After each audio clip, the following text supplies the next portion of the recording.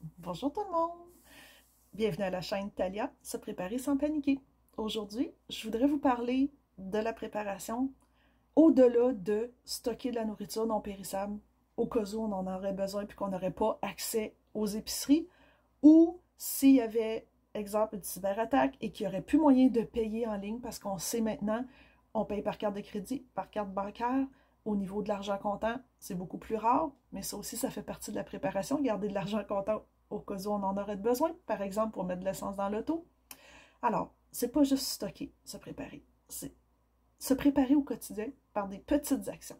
Par exemple, remplir son réservoir d'essence dans notre auto pour être certain qu'en cas d'urgence, on puisse partir, qu'on n'ira pas faire une file interminable parce que tout le monde va être mal pris et va vouloir remplir son réservoir pour pouvoir quitter.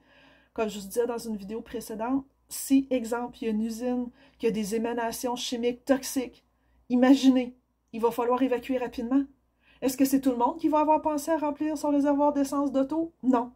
Imaginez la file d'attente qu'il y aura. Vous ne voulez pas être confronté à ça. Alors aussi, autre préparation, autre que le stockage, assurez-vous d'avoir assez d'eau. Des bouteilles d'eau, oui. Des bidons d'eau aussi dans la cave. De l'eau chlorée, comme de l'eau du robinet dans les villes, ça peut durer assez longtemps. Gardez-vous minimalement 3 litres d'eau par personne par jour. C'est le strict minimum dont vous aurez besoin.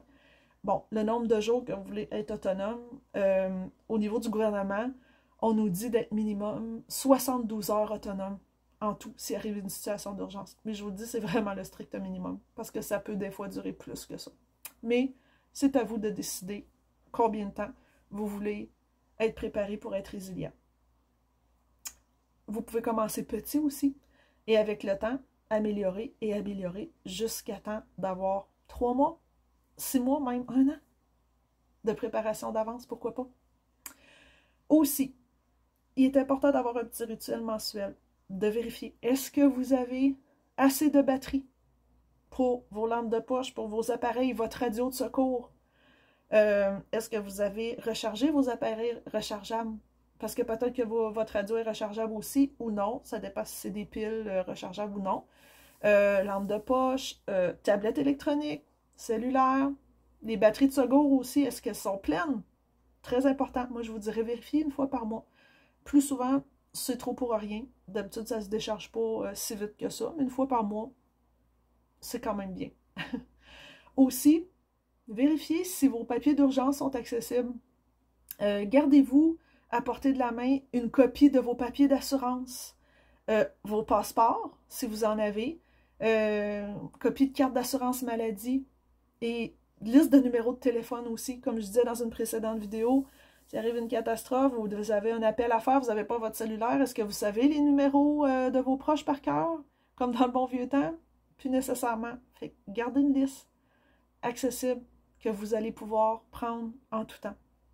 Alors voilà, c'était d'autres petits trucs pour vous aider à vous préparer tranquillement mais sûrement pour que quand il va arriver un événement majeur, vous allez être content parce que vous ne serez pas mal pris. Vous allez pouvoir vous protéger, protéger votre famille, en restant calme et en paniquant pas, contrairement aux autres. Bisous, on se dit à une prochaine.